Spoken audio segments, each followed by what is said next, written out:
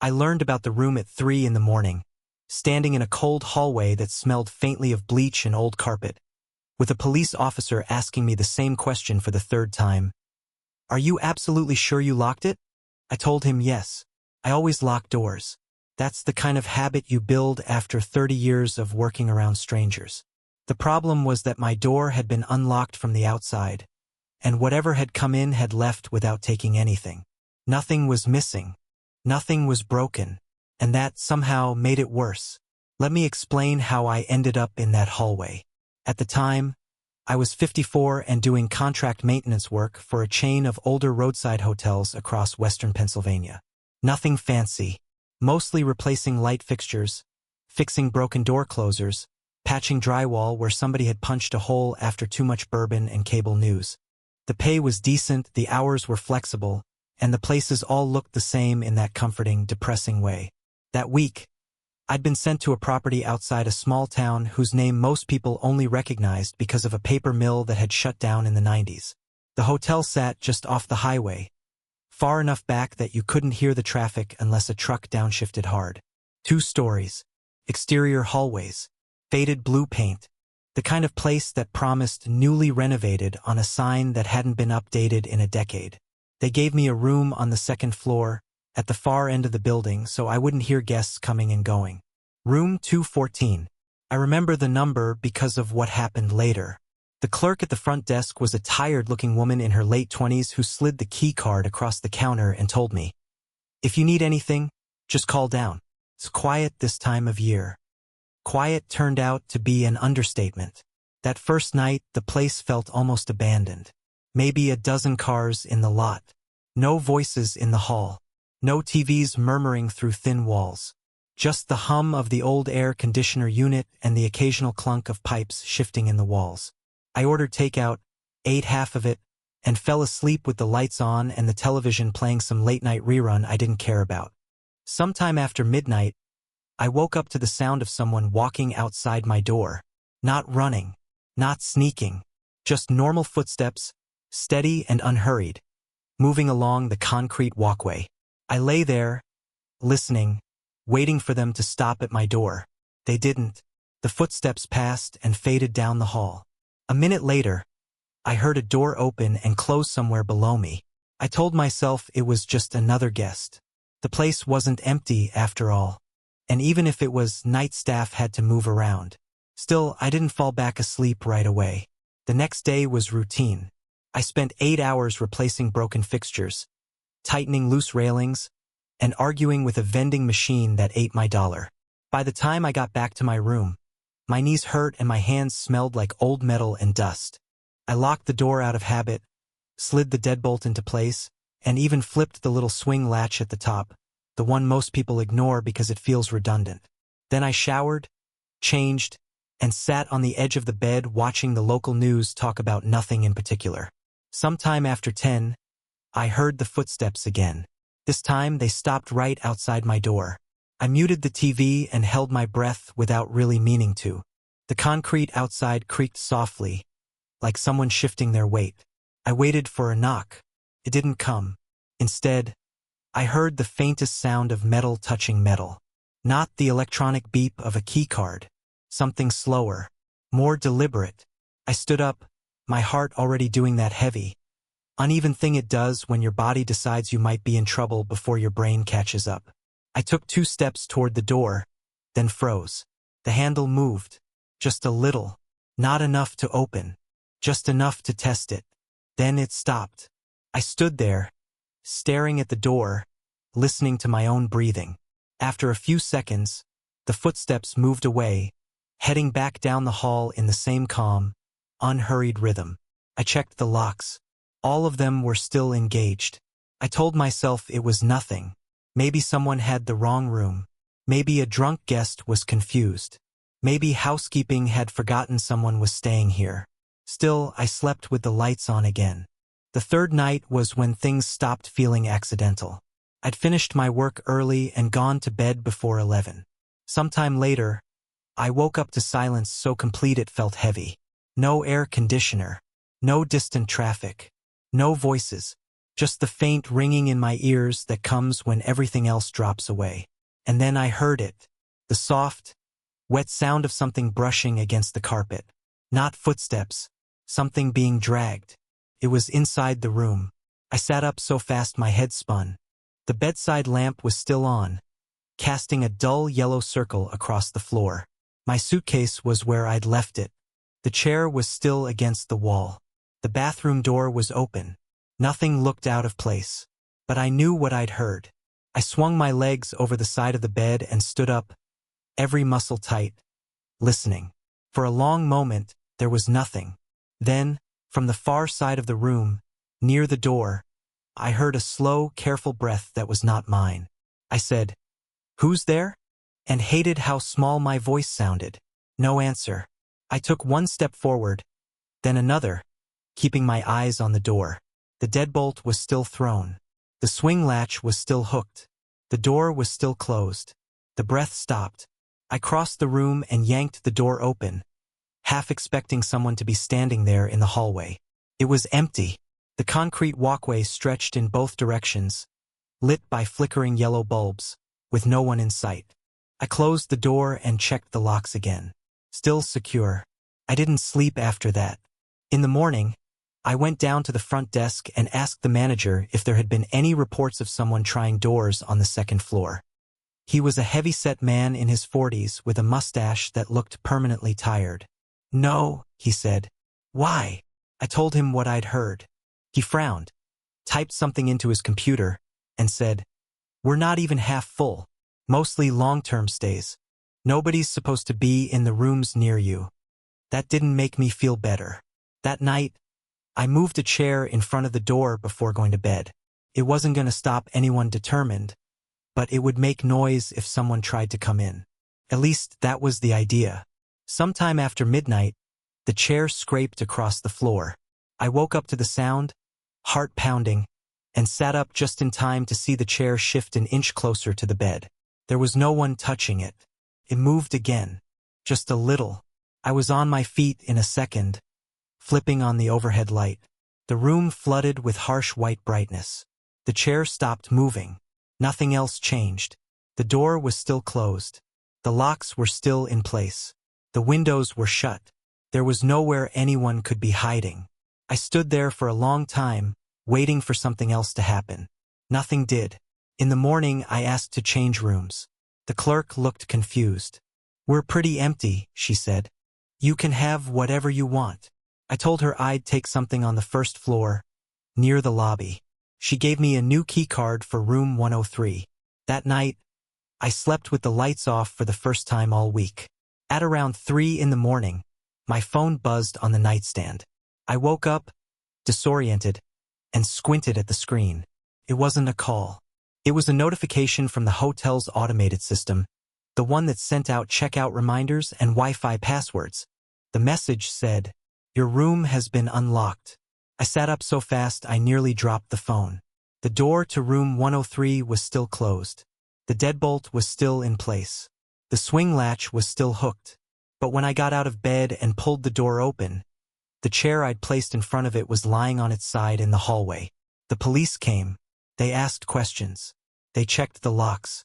They looked at the door logs and told me, carefully, that my door had been opened with a valid key card at 2:47 a.m. I told them I hadn't left the room. They asked me if I was sure. That's when I found out something else.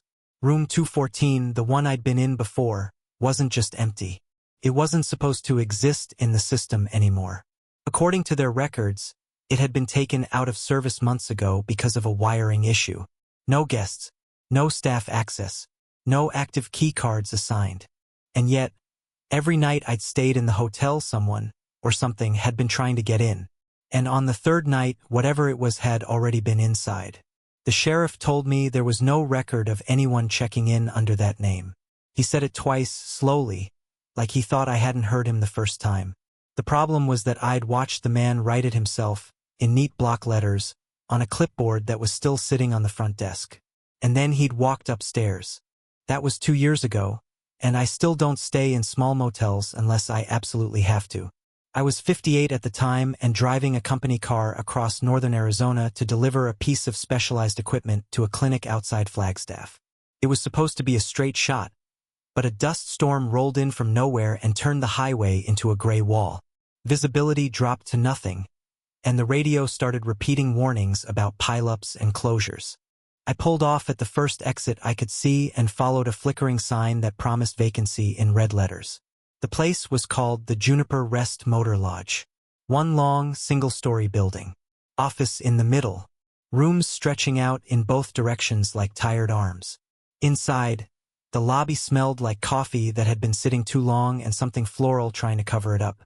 A middle-aged woman with silver hair pulled tight into a bun sat behind the counter, filling out paperwork. "You're lucky," she said without looking up.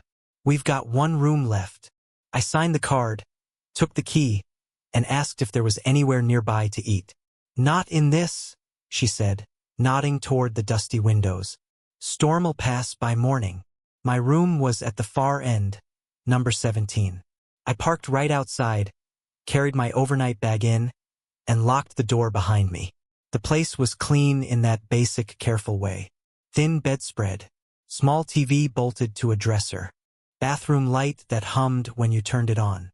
I ate a granola bar from my bag, took a quick shower, and lay down with a book, listening to the wind scrape sand against the walls like fingernails. Sometime later, I heard a knock. Not loud, not urgent, just 3 slow taps. I checked my watch. A little after 10. I wasn't expecting anyone. Still, I got up and went to the door, keeping the chain on as I cracked it open. A man stood outside under the buzzing light. Late 40s, maybe. Dark jacket. Dust on his boots. He smiled like we were already in the middle of a conversation. "Sorry to bother you," he said. "Front desk said you might have jumper cables. My car won't turn over." I told him I didn't. He nodded like he'd expected that answer. "No problem," he said. "Worth a try." He walked away, footsteps fading into the wind. I closed the door and went back to bed. About 15 minutes later, I heard the office phone ring through the thin walls. Then footsteps. Then the sound of someone dragging something heavy across concrete. I didn't think much of it. Storm night. People come and go. I fell asleep. In the morning, the sky was clear and painfully blue, like the storm had never happened. I checked out early because I still had a long drive ahead of me. The woman at the desk was gone. A younger guy in his 20s was there instead, sipping coffee and tapping at his phone. I set my key on the counter and said, "Rough night." "Huh?" He looked up. "Storms get weird out here." I hesitated, then said, "Hey, a guy knocked on my door last night, said his car wouldn't start. Dark jacket, boots. You guys get him taken care of?" The clerk frowned. "We didn't have anyone else check in after you." "I saw him," I said. "He went to the office." The clerk shook his head. "We were full before the storm. One room left. You took it." I didn't argue. Maybe the guy had been stuck in the lot and just left in the morning. Maybe he'd gone somewhere else. I drove on and forgot about it. Mostly. 6 months later, I had another job that took me through the same area. Different clinic. Different equipment. Same stretch of road. This time, no storm, but it was late and I didn't feel like pushing on in the dark. When I saw the familiar sign for the Juniper Rest, I surprised myself by turning in. The same building, same faded paint, same office, a different clerk, but the same silver-haired woman was sitting in a chair behind the counter, reading. "We've got a few rooms open," the clerk said. "Sign here." He slid the clipboard toward me. I froze. There, halfway down the page, was a name written in neat block letters. The same name the man had written 6 months earlier. I knew it was the same because I remembered thinking it looked old-fashioned at the time. Pointed at it. "Who's that?" The clerk glanced down. "Guest from earlier. Checked in this afternoon. Already went to his room." My mouth felt dry. "Which room?" He checked the computer. 17. The same room I'd stayed in before. I told him I'd take something else. He shrugged and gave me room 12. I didn't sleep much that night. Every time I closed my eyes, I kept seeing that name on the paper, sitting there like it had been waiting for me. In the morning, I asked the silver-haired woman about the guest in room 17. She looked at me like I'd asked about a ghost. Room 17's been empty all week. I told her what the clerk had said. She shook her head. No one checked into that room yesterday. We had a cancellation. I asked to see the sign-in sheet. She pulled it out from under the counter. The page was blank where the name should have been. No smudges. No crossed-out lines. Nothing. I left feeling stupid and unsettled and drove on with my hands tight on the wheel. A year passed. Then another job sent me back through that stretch of road. I told myself I wouldn't stop there again. I stopped anyway. This time, the office was empty when I walked in. A bell sat on the counter. I rang it once, twice. No one came. I waited a minute, then noticed the clipboard lying on the counter. The top page was blank except for one name, written in neat block letters at the top. The same name. I heard footsteps behind me and turned around, expecting to see a clerk. Instead, I saw the man from the storm night. Same jacket, same boots, same calm, polite smile. "Checking in?" he asked. My heart was pounding so hard I could hear it in my ears. I said, "You already did." He looked genuinely confused. "Did I?" He stepped past me, picked up the clipboard, and studied the page. "That's my name," he said. "Guess that makes it official." He wrote something underneath it. Then he put the clipboard back down and picked up a key from the rack behind the counter. "Room 17, he said, like it was a shared joke. I don't remember leaving the office. I just remember being in my car, engine running, hands shaking on the steering wheel. In the rearview mirror, I saw him standing in the doorway of the office, watching me drive away. A week later, curiosity got the better of me. I called the sheriff's office for that county and asked if they'd had any incidents at the Juniper Rest. The deputy I spoke to sounded bored. "What kind of incidents?" I told him about the man, about the name, about room 17. There was a long pause. Then he said, "Sir, there hasn't been a room 17 at that motel for almost 3 years. He told me there'd been a fire in that wing. Minor, but enough to damage the wiring and make the last few rooms unsafe. They'd sealed them off and renumbered the rest." I asked him about the name. He said, "What name?" I said it. Another pause. Then he said quietly, "That was the name of a man who died in that fire." I asked him if the body had been found. He said yes. I asked him if anyone else had ever checked in under that name. He said no. But when I asked him to go look at the motel's sign-in sheets, he told me something that still makes my stomach twist. He said, "We already did. That name shows up sometimes. Just for one night, then it's gone." The doctor told me my wife hadn't used her key card at all that night. He said it gently, like he was trying not to upset me, but the words landed anyway. According to the logs, our hotel room had only been opened once after midnight. By my key. The problem was, I wasn't the one who went outside. It happened 3 summers ago, in Maine, at one of those coastal inns that still advertise ocean air, like it's a feature you can turn off. My wife, Carol, and I had been married for 32 years at that point. We'd started taking shorter trips, closer to home, because long drives wore us out more than they used to. This one was supposed to be simple. 2 nights, seafood, a little walking along the shore. Nothing complicated. The inn sat on a rocky stretch of coast, a weathered gray building with white trim and a narrow porch that wrapped around the front. Our room was on the 2nd floor, facing the water. You could hear waves even with the windows closed. The clerk who checked us in was a young guy with a beard that looked like it had been grown out of boredom rather than intention. He handed us 2 key cards and said, "If you need anything, desk closes at 11. But there's a night manager on call." I remember thinking that was an odd thing to say, like he was already preparing us for something going wrong. That night, we ate in the little restaurant down the road and came back tired and full and happy in that quiet, middle-aged way. We watched the end of a movie neither of us cared about and went to bed early, with the windows cracked just enough to let the sound of the water in. Sometime in the middle of the night, I woke up because the bed felt different. Not empty, just off balance, like someone had sat on the edge and then stood up again. I rolled over and saw that Carol's side was empty. At first, I assumed she'd gone to the bathroom. I lay there, listening. The bathroom door was open. The light was off. I didn't hear the sink or the toilet. I checked my phone. 2:13 a.m. Carol? I whispered. No answer. I sat up and looked around. The room was exactly the way we'd left it. Our clothes were on the chair. Her book was on the nightstand. Her shoes were by the door. The door was closed. I got out of bed and tried the handle. Locked. I checked the deadbolt. Engaged. That was when I noticed her keycard wasn't on the nightstand where she always left it. Mine was still there. I told myself she must have gone down to the lobby for water or something.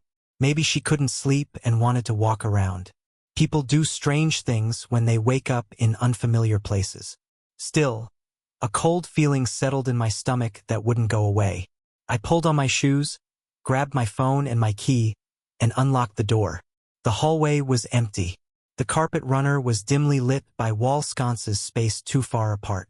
Everything looked muted and gray, like the building itself was still half asleep. Carol? I called quietly at first, then louder. No answer.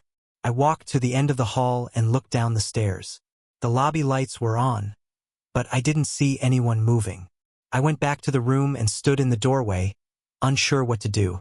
Part of me wanted to stay put. Part of me couldn't stand the idea of waiting while my wife was somewhere I couldn't see. I locked the door behind me and went downstairs. The lobby was empty. The desk chair was pushed in. The bell sat untouched on the counter. The front doors were locked, just like they were supposed to be at night. I called her name again, louder this time. My voice sounded too big in the quiet space. I checked the small sitting area by the windows, the hallway that led to the offices, the restroom near the stairs. Nothing.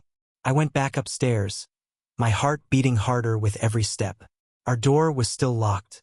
That should have made me feel better. Didn't. I unlocked it and stepped inside. Carol was sitting on the bed, wide awake, wrapped in the blanket like she was cold. She looked at me and said, "Where did you go?" For a second, I couldn't speak. "I went looking for you," I said. "You weren't here." "Yes, I was," she said. "You woke me up when you came back in." We stared at each other. She told me she'd woken up around 2, realized I wasn't in bed, and waited. She said she'd heard me come back into the room and unlock the door. She said she'd asked where I'd been, but I hadn't answered. I told her she wasn't in the room when I woke up. I told her I'd gone downstairs and searched the lobby. We both knew what the other was saying didn't fit. We checked the door together. Still locked. Still bolted. Neither of us slept after that. In the morning, we went to the front desk and asked the clerk to check the key logs. He frowned at the screen and said, "That's weird." "What's weird?" I asked. He turned the monitor slightly so we could see it. At 2:07 a.m. One of the keys for our room had been used to unlock the door from the outside. At 2:19 a.m. the same key had been used again. "That was you, right?" he asked. I said yes, because I knew my key had opened the door when I came back upstairs.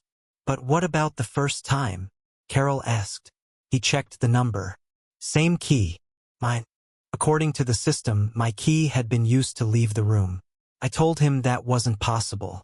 My key had been on the nightstand when I woke up. He shrugged in that helpless, technical way people do when machines say one thing and humans say another. "Sometimes the systems glitch," he said. "But this one's usually pretty solid." We went home that day instead of staying the second night. For weeks afterward, we argued about it in quiet, careful ways. Not because we were angry at each other, but because neither of us could make our memory line up with the other's. She remembered me leaving. I remembered her being gone. Eventually, we stopped talking about it.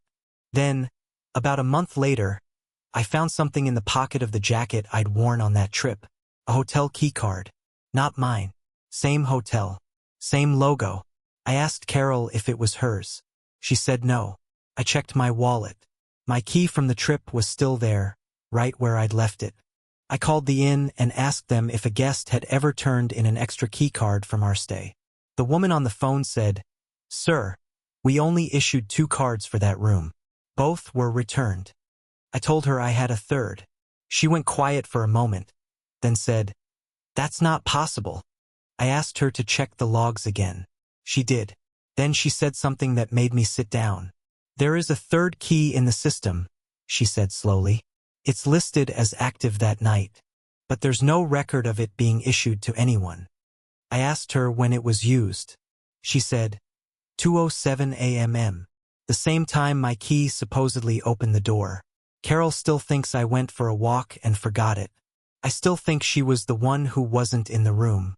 But sometimes, late at night, I'll wake up and feel that same shift in the bed. That same sense that someone has just stood up and walked away. And I'll lie there, listening, wondering which of us is about to come back through the door.